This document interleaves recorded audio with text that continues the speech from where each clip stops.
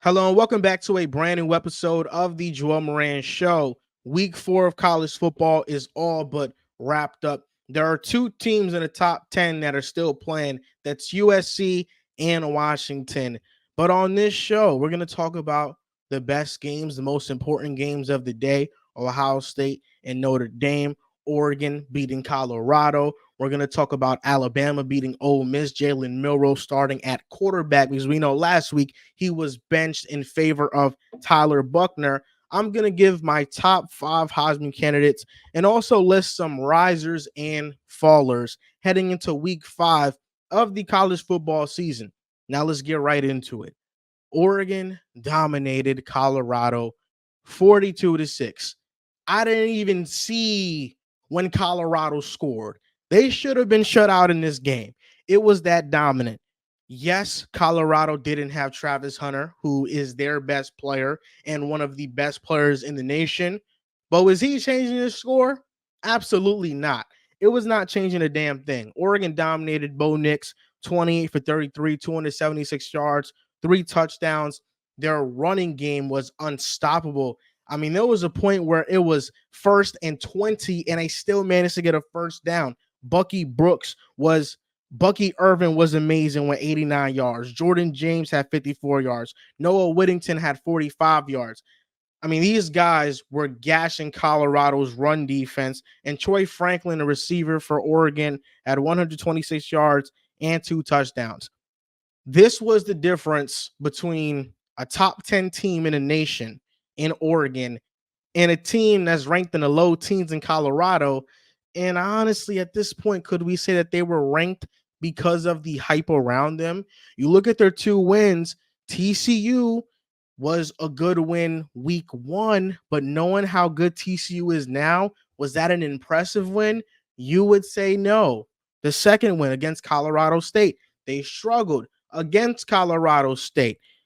So I'm looking at Colorado and I'm just curious to see how far they're going to drop in the rankings. Shedeur Sanders did not have a good game at all. The offensive line did not have a good game. Colorado got dominated in the trenches. And I think this game showcased the gap between Colorado and the top teams in the Pac 12. I'm talking about Oregon, USC, Washington, Utah. Utah's defense doesn't play. Colorado, to me, they dropped drastically. It's one thing to lose the game, it's a completely other one to lose like this, to get dominated like this. So to me, Colorado is 3-1 now. They suffered their first loss of the season, but ultimately, the trajectory Colorado is on is a good trajectory. I know everybody right now wants to bash on Colorado and Deion Sanders. They just want to say, I told you so about the hype that they're receiving. Last year, this was a 1-win team. They're already at 3 wins. And earlier, when I mentioned the wins that Colorado had, I forgot who else they beat. But you know what I'm talking about. Ultimately, Colorado's wins, when you look at it, they were good. Impressive to be ranked in the top 25. Now you're kind of batting your eye at that just a little bit. But Colorado's still on a great trajectory. Deion Sanders has instilled a culture. He's stated that Shedeur Sanders is going to stay in college. He's not going to go to the NFL draft after this college football season. And what Deion Sanders said post game was absolutely facts. He said, you better get me now because this is the worst we're going to be. When you think about the exposure Colorado's getting, I read somewhere that they've received over $96 million in terms of marketing from having Deion Sanders join the school to this point. I mean, you see the celebrities that are going to Colorado games, they're going to get recruits. They're going to get top transfers. He is not wrong. This is the worst they're going to be. So you better get them now because Colorado in 2 years, they're going to be one of the best teams in the country. You want to know why? Because they are adapting. They got a coach in Deion Sanders who can recruit his ass off. And right now, college football is not how it once was. Now, if you have that NIL money, if you're willing to go out and get talent through the transfer portal, you can be successful. And that's what Colorado is going to do. So ultimately, listen, this was a bad loss, but it's Oregon. Oregon is a great football team. They got a great defense and they got a great offense. Ultimately, Colorado's season from last year to this year, they're better. They're a success. This is the first loss. But ultimately, am I worried about Colorado? I'm not. Were they getting a little bit too much hype? It's possible. But what's wrong with that? What's wrong with wanting this team to succeed? They're gonna get hyped. They have Coach Prom. They have Travis Hunter, who has his own show on Bleacher Report. They have Shadur Sanders, who has a outgoing personality. They got talent. Colorado ain't going nowhere. And I think they're still going to finish the season with 7-8 wins, and it'll be a successful season. As for Oregon, I think they're legit. I like Oregon. I'm not a big fan of Bo Nix. I'm not. I think a lot of stuff is schemed up for him, but in college, it works. Ultimately, though, Oregon, they're a great football team. I want to talk about Ohio State coming back and beating Notre Dame. Was it really a comeback? Yeah, I think it was. Notre Dame and Ohio State were both undefeated coming into this game. Notre Dame was 4-0. Ohio State was 3-0. Ohio State beat Notre Dame 17-14. This was a defensive battle. It was 3-0 in Ohio State's favor heading into halftime. And how about this final sequence? Notre Dame goes on an 11-play, 96-yard touchdown drive. Ohio State turns it over on downs. Notre Dame can ice the win, but Hartman takes a bad sack. It puts them in a second and long situation. Ohio State forces a punt, and Kyle McCord goes on a 15-play, 65-yard touchdown drive, converted a 3rd and 10 to Ibuka on that drive, a 4th and 7 to Fleming, 3rd and 19 to Ibuka to get them at the 1-yard line. And who finishes it off? Trainman. I think that's how you pronounce his name. He runs it in at the 1-yard line for a touchdown. You got to feel bad for Notre Dame because they were the 9th-ranked team in the country coming into this game. I know they want to prove to everybody that they can hang with these top Power 5 schools, a school as credited and respected as Ohio State. And I like Notre Dame. I think Hartman played well. I like their coach, Marcus Freeman. I was listening to his interview before the game and how, he feels like he just wants Notre Dame to be the best that they can be. To me, this wasn't a bad loss for Notre Dame, and I don't think they're going to drop much in the rankings by this loss. They lost by this much.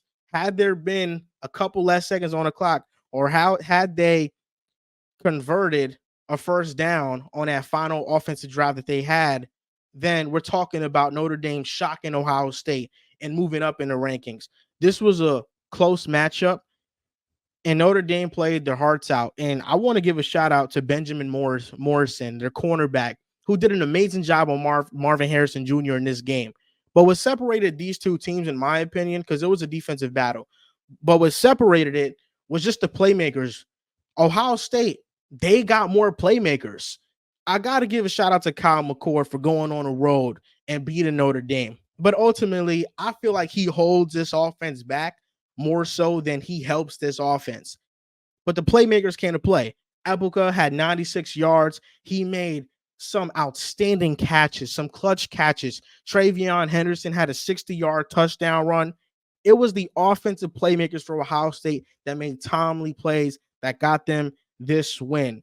Kyle McCord impressed me just a little bit on that final drive. He made a lot of big boy throws. Like I said, he converted 3 third or fourth downs on that drive alone.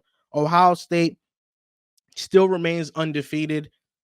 But when I look at them versus a team like Penn State, I kind of like Penn State a little more. I do. I think they have the defense. They have not as much offensive explosiveness, but they can score the ball.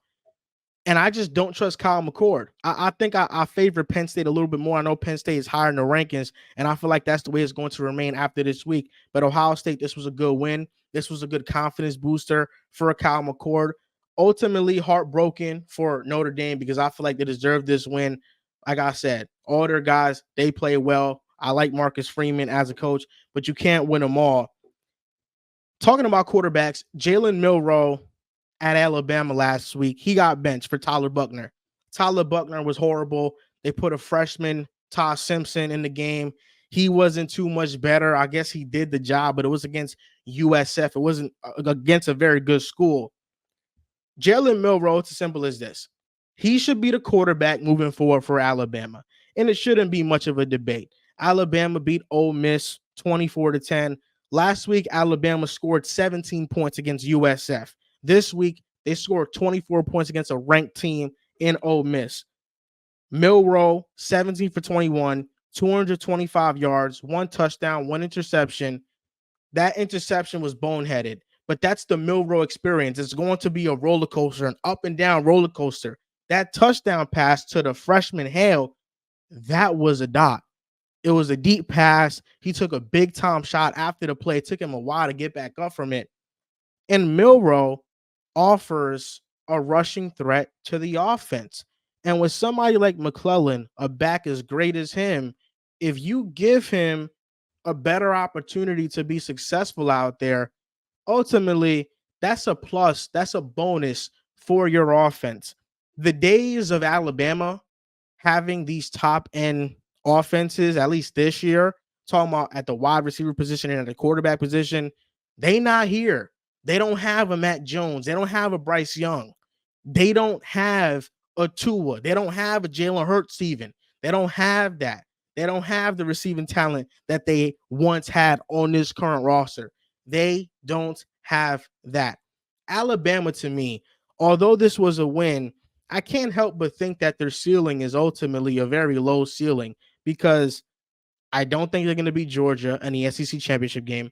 And in order to get to the SEC championship, they have to beat LSU. I'm not sure they're better than LSU. I like Jaden Daniels more than Jalen Milroe. Malik Neighbors, I like him more than any receiver on Alabama. Alabama has the advantage on defense, but LSU, the defense isn't the best, but I think it's all right. I just like LSU's firepower on offense a little bit more than Alabama, but ultimately Alabama versus LSU, that's a toss-up. Alabama, though, their ceiling is low for me. I don't think they're making the college football playoffs. The only thing they're going to shoot for this year is the SEC championship, which isn't a bad thing because SEC historically has been known as the best conference in college football. Defense, they still got a great defense. I really love Kool-Aid McKinstry. He is locked down at the cornerback position. But offensively, Jalen Milroe is going to give you those electrifying plays, but he's also going to give you back-breaking plays. And that's why I don't trust Alabama as a team moving forward. But I think Nick Saban has solved his problem at quarterback, at least for now, knowing that it's Milroe and knowing that it's not Buckner and knowing that it's not Simpson.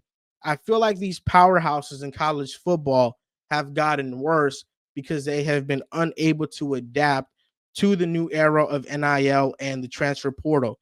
Nick Saban is a victim of that. He's not somebody that's really been out there getting a bunch of transfers. And this segues into who I want to talk about, Dabo Swinney and Clemson. Florida State beat Clemson 31-24. Clemson gave them a fight. Florida's the fourth-ranked team in the country, even though I think they're pretenders.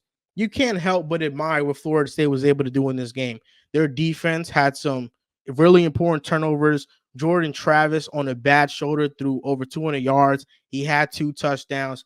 Keon Coleman, who is going to be a first-round pick in next year's NFL draft. This guy's an athletic freak. 86 yards. He had 2 touchdowns. But much like Nick Saban, but I think Dabo Swinney's worse at adapting, is the transfer portal. Clemson was once one of the top teams in college football. At the time, they had Trevor Lawrence and they had Deshaun Watson. I understand that. Dabo Swinney is vocal about not being a fan of the transfer portal. The only transfer he got was one, and it was a 3-star quarterback. Florida State was ranked 6th in transfer portal rankings, bringing in 8 4-star commits. One of them was Keon Coleman, who you can argue was a big reason why Florida State won this game. Florida State went out and they had one of the best transfer classes in the country. And now, what are they? They're one of the top teams in the country. They are the top team in the ACC. Clemson, Dabo Sweeney, unable to adapt, trusting his current talent, which props to him for doing that. But in college football, you got to stack the deck. That's ultimately what's going to get you to win in college football. You have to stack the deck. And Dabo Sweeney's unwillingness to adapt to the modern times of recruiting is hurting Clemson as a university. Nick Saban is doing the same thing with Alabama to a degree, but even he had an average to below average transfer class. Dabo Sweeney and Clemson didn't dabble into it at all. And I think that's the major difference. And that's why Clemson is not a ranked team in the country. And this season so far, they have not been very impressive. Florida State is one of the top teams in the country. We all understand that. But ultimately, the reason why they're on top of the ACC is because they went out in the transfer portal and they got an abundance of talent for their team and really bolstered up that defensive line. Top 5 Heisman candidates. Now, this week, I wanted to kind of make up for last week's list that I put out of the top 5. But these are my top 5 Heisman candidates. Number 1 and number 2 is very simple. It's Caleb Williams and it's Michael Penix Jr. Those are the 2 quarterbacks that I think are playing the best in the country. Number 3, I'm going with Cameron Ward. Almost 1,400 yards on the season, 13 touchdowns, 0 interceptions, has completed 77% of his passes. Washington State is 4-0, and they just beat the 14th ranked team in the country in Oregon State. Cameron Ward is playing lights out, and he's a big reason why Washington State was the 21st ranked team heading into this matchup versus Oregon State, and he lit up Oregon State's defense, which is not easy to do. Cameron Ward had 400-plus passing yards. He had 4 touchdowns. And how about Josh Kelly in that game having 3 touchdowns? Josh Kelly, he made a sick one-handed catch on the sideline, on the left sideline, that just made my jaw drop. Cameron Ward deserves a spot on his Heisman ranking, Heisman candidate list. He's number 3 for me. Number 4, got to go with Bo Nix.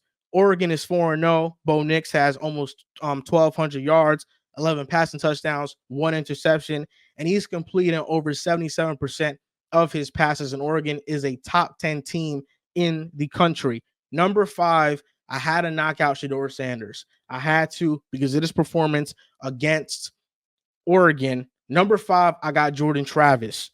1,028 yards, 10 passing touchdowns, 1 interception, 63% completion percentage, had an injured left shoulder coming into the game versus Clemson and still played well and made big-time throws on third down to keep drives alive. Jordan Travis, I think, is 5th on this Heisman candidates list. So to recap it, number 1 is Caleb Williams. Number 2 is Michael Penix Jr. Number 3 is Cameron Ward. Number 4 is Bo Nix. And number 5 is Jordan Travis. Shedeur Sanders can get back on this list. Right now, he's number 6 for me. But as of right now, those are the guys I'm going with. And some of you may ask me why I don't have someone like Quinn Ewers on the list. I feel like Quinn Ewers in Texas, they're winning. But Quinn Ewers, his stats aren't very eye-popping. He's just managing the game. He had an exceptional game against Alabama. But the last 2 games, you look at the stats, and they don't really move you. He's doing good. He's doing all right. But it's not eye-popping numbers like a lot of these guys, or not even numbers like these guys. Last segment of this college football show, recapping week 4, risers and fallers of the week. Now, just some house rules for this segment. Just because you lose doesn't mean you're a faller. For example, Notre Dame lost, but they came into this game the 9th ranked team in the country. Are they going to fall anywhere below 15?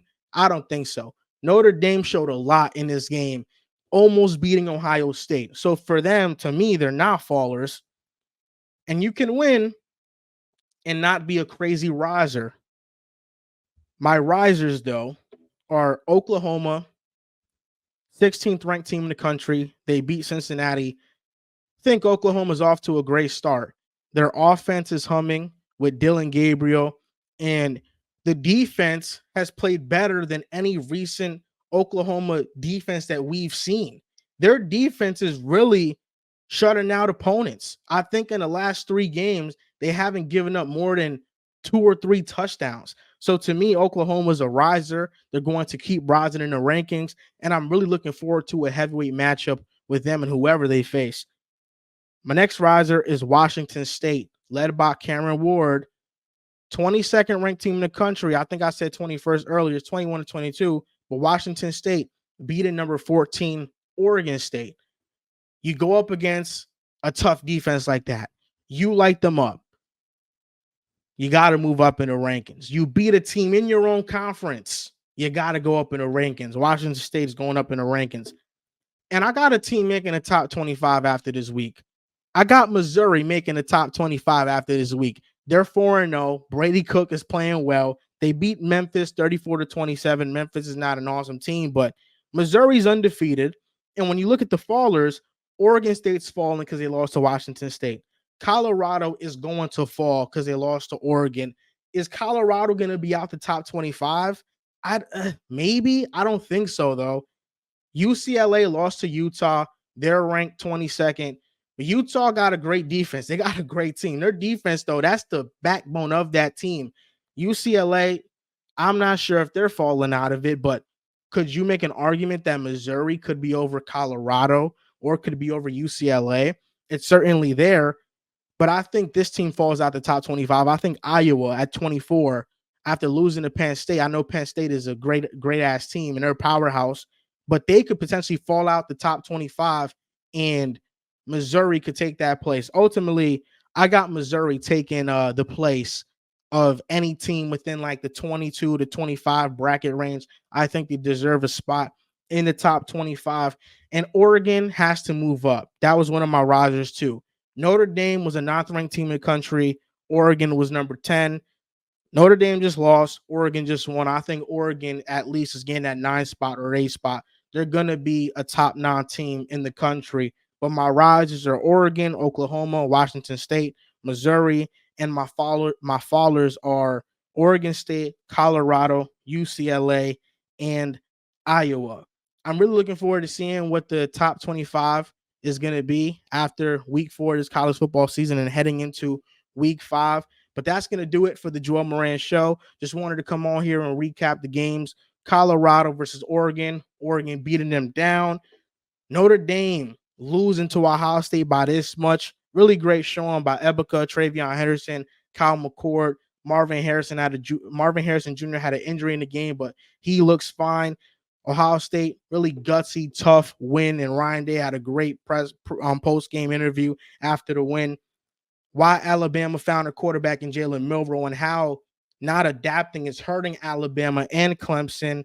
And I gave my top 5 Heisman candidates along with my risers and fallers. I hope you guys enjoyed this episode. If you want to listen to the audio version of this, you can go to Spotify or Apple Podcasts. The link will be down in the description below.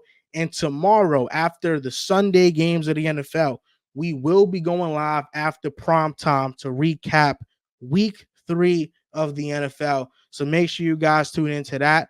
I'll see you next time.